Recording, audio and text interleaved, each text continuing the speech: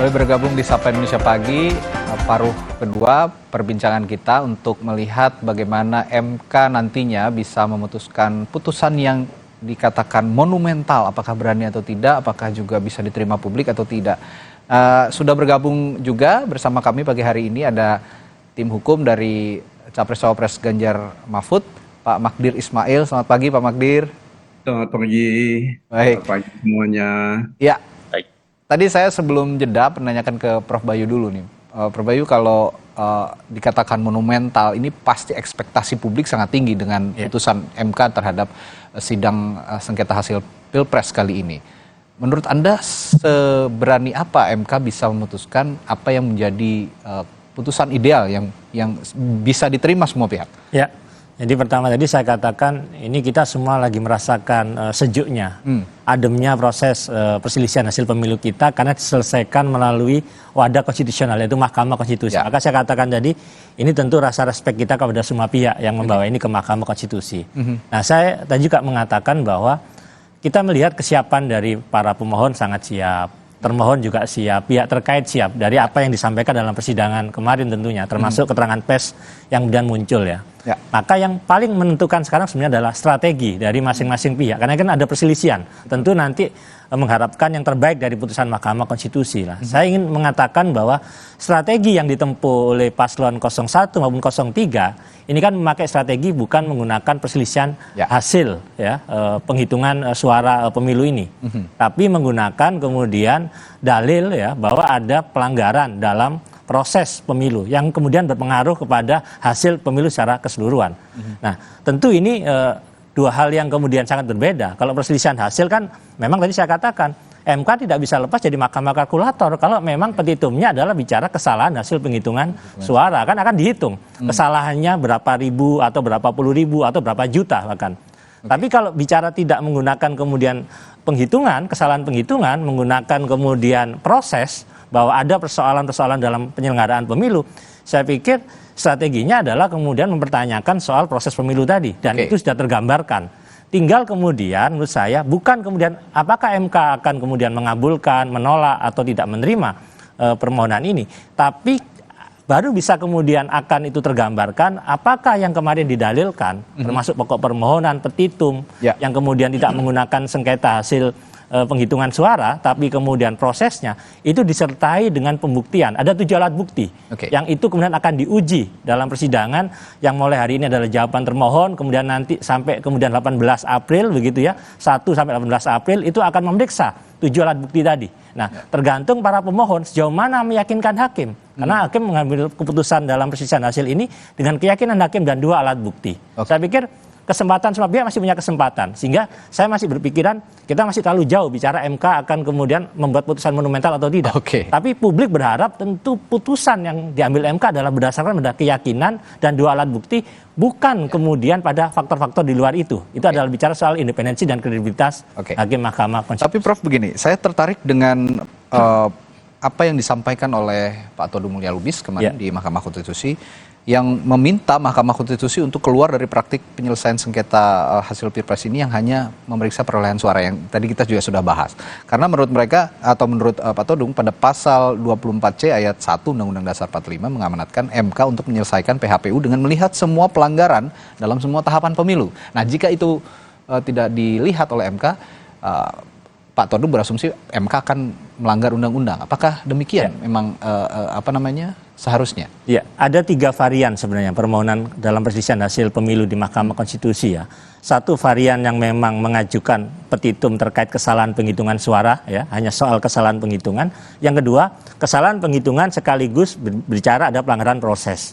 Nah, kemudian yang ketiga, tidak bicara penghitungan, kesalahan penghitungan, hanya bicara kesalahan atau pelanggaran proses. Nah, pemilu 2024 ini yang kemudian ada perselisihan hasil di Mahkamah Konstitusi itu menggunakan pola yang ketiga. Tidak berbicara kesalahan hasil penghitungan, tapi menggunakan kemudian adanya pelanggaran-pelanggaran pemilu berintegritas misalkan di dalam proses pelaksanaan pemilu Pilpres 2024.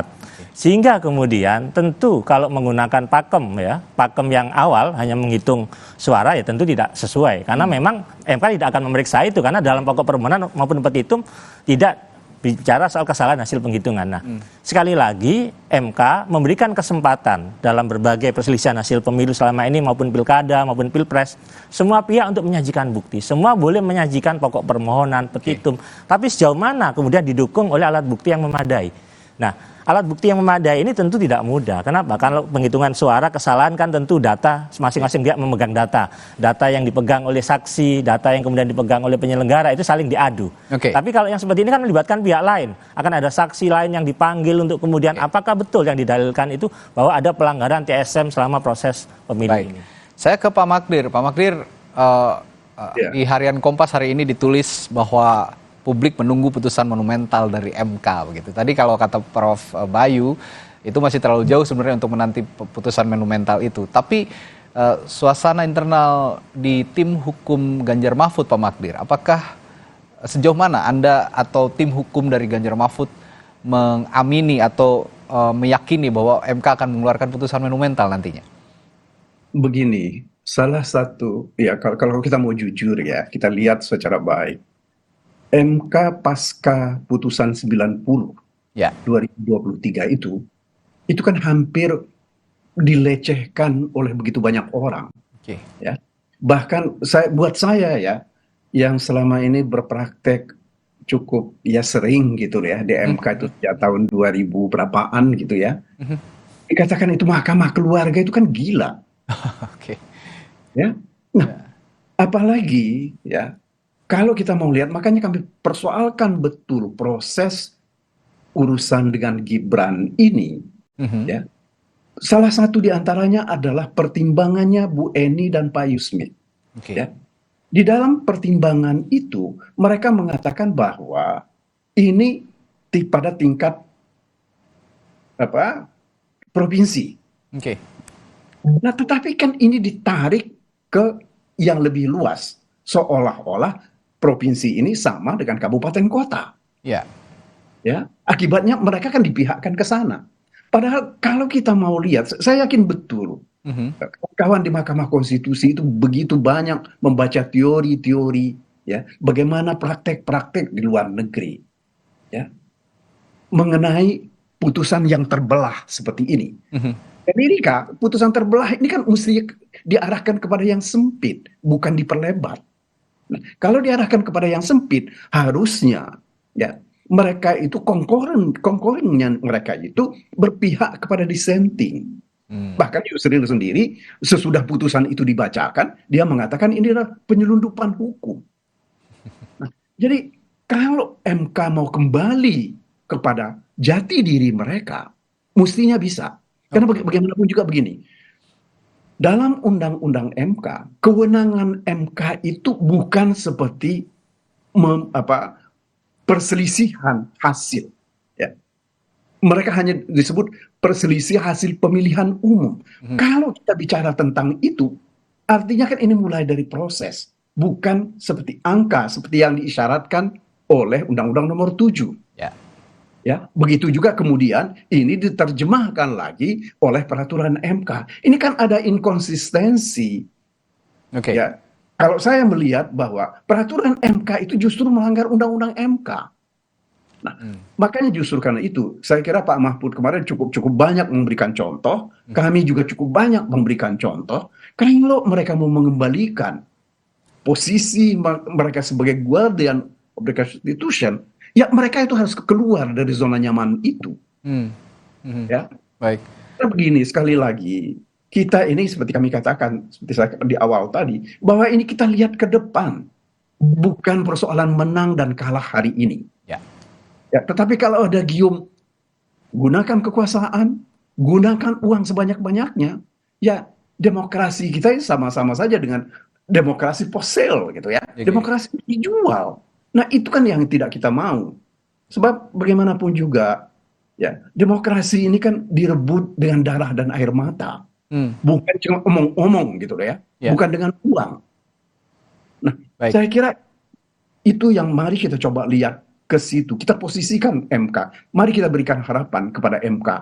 Dan kami coba ya dengan cukup banyak argumentasi dan cukup banyak jurisprudensi, bukan hanya di dalam negeri. Bagaimana mereka, misalnya saya kira saya dengar Pak Frits tadi mengatakan bahwa pada awal-awal ketika mereka berbicara tentang TSM, itu kan nggak ada aturannya, nggak ada pengaturannya tentang itu. Tapi mereka berani keluar dari situ. Ya. Nah, ini yang kita harapkan juga, ya. Masa negara Republik Indonesia yang demokrasi ini, negara besar ini kalah dengan Kenya yang oleh banyak pihak, ya, selalu dianggap bukan negara yang bukan negara maju, malah menurut banyak pihak adalah negara yang lebih tertinggal dari kita. Tetapi mereka menegakkan hukumnya, ya. Mereka berani keluar dari itu. Mereka berani memutuskan membatalkan pemilihan presiden. Ya, kalau Austria mungkin terlalu maju, tetapi kenapa enggak kita ikuti mereka, negara-negara maju ini? Saya kira begitu. Baik, tapi begini Pak Magdir, saya juga ingin meminta pandangan Anda dari komentar Prof. Yusril kemarin bahwa saat ini MK dalam sejarah belum pernah meminta atau mendiskualifikasi hasil pemilu presiden. Ini kan juga salah satu permohonan yang diajukan oleh tim hukum Ganjar Mahfud, mendiskualifikasi hasil pilpres. Tapi dalam sejarah belum pernah ada. Nah, kalau jika dibandingkan dengan pilkada, kalau Pak Todung kemarin membandingkan dengan pilkada, itu katanya beda rezim. Bagaimana Anda menjelaskan soal ini? Begini. Saya kira di dalam berapa kali proses pemilihan presiden, ya, saya kebetulan ikut 2014 sebagai kuasanya Pak Prabowo dan Pak Hatta ketika itu, dan kemudian ya 2019 kemarin saya ikut sedikit bantu-bantu. Nah, pada dua pilpres ini kan tidak muncul situasi seperti sekarang. Tidak ada Gibran. Tidak ada anak di bawah umur 40 yang mencalonkan diri atau dipaksa berdasarkan putusan Mahkamah Konstitusi, ya, untuk menjadi calon wakil presiden. Problem kita kan dimulai dari situ, ya. Apalagi kan kita dengar sidang KPP terakhir, bahkan di dalam sidang DKPP terakhir, bahwa kegiatan-kegiatan oleh di KPU terkait dengan peraturan-peraturan itu kan tidak mereka sampaikan ke Bawaslu. Ya, artinya apa? Ini ada desain yang memang dibuat mencoba menutupi segala hal untuk mengesahkan Gibran. Nah, ini yang kita tidak mau. Jangan sampai karena beliau anaknya presiden maunya anaknya jadi wapres, lantas seluruh bangsa ini ikut maunya itu. Mari kita pelihara akal sehat kita. Ya. Ini yang harus diperhatikan bersama, kurang lebih begitu ya Pak Magdir. Saya ke Pak Sahrin. Pak Sahrin, tim Anies Mohaimin juga tentu sudah menyimak pernyataan dari tim hukumnya Prabowo Gibran soal bahwa saat ini kalau permintaan diskualifikasi itu agak sulit atau mungkin bahkan sulit untuk dilakukan oleh MK karena legitimasi pemilu presiden juga sudah berjalan, dibuktikan dengan beberapa kali kehadiran atau keikutsertaan Gibran Rakabuming Raka sebagai cawapres di forum debat, lalu forum-forum resmi lainnya. Nah, ini kan sudah diakui juga pada saat forum debat otomatis oleh kubu 01 dan 03 yang saat itu juga ikut berdebat. Bagaimana Anda melihat ini? Ya memang betul bahwa proses interaksi itu terjadi selama proses pemilu presiden itu berlangsung. Nah, namun kita lihat bahwa ternyata di perjalanan ada putusan MK terkait dengan etik itu.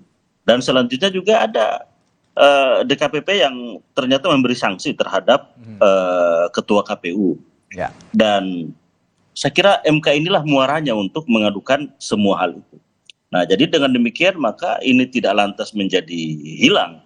Ya, tentunya MK lah yang paling tepat untuk diadukan ataupun memohonkan soal itu.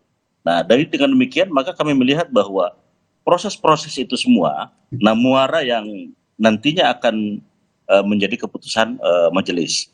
Jadi kami melihat bahwa ya ini tidak lantas menjadi di luar itu, justru sudah tepat ketika ini dibawa ke Mahkamah Konstitusi. Gitu. Ya, baik. Bung Frits, kemarin Pak Yusril, Pak Otto Hasibuan, lalu juga sejumlah advokat senior yang tergabung di tim hukum Prabowo Gibran mengatakan bahwa untuk jawaban hari ini itu tidak perlu berpanjang-panjang lah, satu paragraf cukup kayak gitu kira-kira.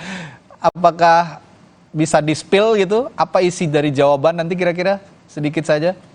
Ya, pada intinya tentu saja kami menghormati apa yang sudah dilakukan oleh Paslon 1 dan Paslon 3 membawa persoalan ini ke Mahkamah Konstitusi. Dan tentu saja apa jawab pertanyaan-pertanyaan, gugatan-gugatan yang disampaikan oleh Paslon 1 dan Paslon 3 tentu kami akan jawab. Oke. Tentu saja bakal akan dimulai dengan pernyataan kami bahwa Mahkamah Konstitusi tidak berwenang untuk menyelesaikan perkara yang diajukan oleh Paslon 1 dan Paslon 3. Dan terhadap apakah ada pengerahan, apakah ada perubahan suara, apakah kemudian bagaimana penyelenggara pemilu yang tidak netral, termasuk juga tadi putusan 90, Baik. tentu saja itu akan kami jawab. Dan saya rasa, saya sepakat apa yang disampaikan oleh Prof. Bayu tadi bahwa di satu sisi inilah kesempatan kita semua untuk menyelesaikan, kalau saya bisa pakai kata-kata itu ya, untuk menyelesaikan segala perdebatan selama proses pemilu dan kita bertemu di Mahkamah Konstitusi. Baik, sedikit saja Prof. Bayu, Ya. selain pihak terkait kan juga ada termohon ya, KPU ya. Nah, Anda membaca nanti apa yang akan dijawab oleh KPU kira-kira? Ya, jadi kan pokok permohonan pemohon itu kan isinya selain tentu identitas pemohon, kedudukan hukum pemohon, kemudian kewenangan MK, bicara pokok permohonan dan petitum. Tentu KPU karena sebagai pihak termohon kemudian akan menjawab apa yang menjadi pokok permohonan sekaligus tentu akan menolak petitum dari pemohon. Ini kan lazimnya begitu ya. Oke. Nah, kalau kita lihat dari KPU kan ada 3 hal yang dipersoalkan dari KPU sebenarnya. Adalah penetapan pasangan calon ya, yang dianggap memiliki persoalan hukum begitu. Kemudian selama proses pemilu, kemudian setelah proses pemungutan dan penghitungan. Saya pikir di 3 hal itu, area itu yang KPU kemudian akan menjawab. Sehingga nanti jawaban itu yang akan kemudian saling diadu bukti dalam persidangan berikutnya. Jadi ini masih sangat menarik, masih sangat cair menurut saya, dan tentu publik berharap persidangan di MK nanti akan menjadi sebuah sarana tadi, muara dari penyelesaian segala perbedaan pandangan kita atas proses pemilu 2024 ini. Muara dari segala penyelesaian masalah pemilu 2024 ada di MK. Apakah nanti ada keputusan atau putusan monumental dari MK? Prosesnya juga tetap akan menarik untuk kita terus ikuti. Nanti juga pukul 1 akan ada jawaban dari pihak termohon, KPU, dan juga pihak terkait. Dalam hal ini Capres-Cawapres, tim hukum Capres-Cawapres dari Prabowo Gibran. Baik, terima kasih semua narasumber saya pagi hari ini. Ada Prof. Bayu Dwi Anggono, dari pakar hukum tata negara dari Universitas Jember. Lalu Syahrin Hamid, juru bicara Timnas Amin. Ada juga Pris Edward Siregar, Wakil Komandan Alfa TKN Prabowo Gibran. Serta Pak Magdir Ismail, meski singkat tapi sangat berharga pernyataan dari Pak Magdir. Terima kasih banyak Pak Magdir untuk bergabung pagi hari ini di Sapa Indonesia Pagi. Sehat selalu semuanya Bapak-Bapak. Terima kasih. Baik, terima kasih. Selamat Dir. Yo, Terima sampai kasih. ketemu nanti. Saudara, masih ada informasi menarik lainnya setelah jeda di Sapa Indonesia Pagi. Tetaplah bersama kami. Ada informasi dari Ditjen Perhubungan Darat, Kementerian Perhubungan memprediksi 193,6 juta